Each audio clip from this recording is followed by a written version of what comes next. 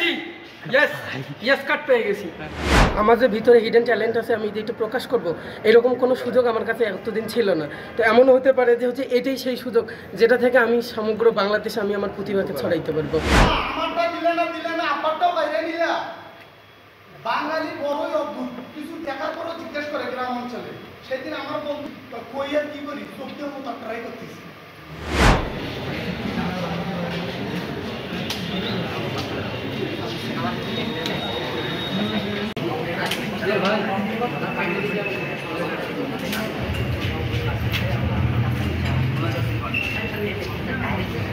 আমারটা দিলে না আপনারটাও বাইরে নিলা।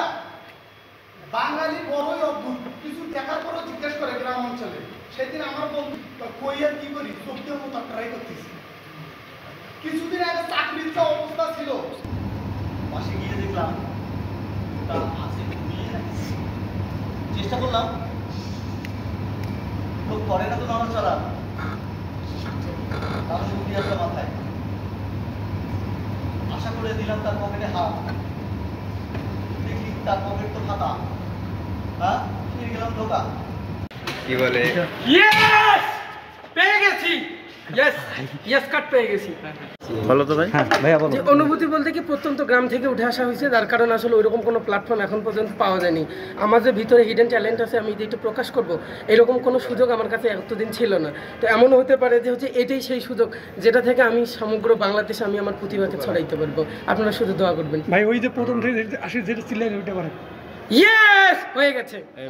হাসার জন্য কি বলবেন? আপনি তো রংপুর থেকে নির্বাচিত হলেন, তো রংপুরকে প্রেজেন্ট করার কি রকম চিন্তা ভাবনা আপনার ঢাকায়?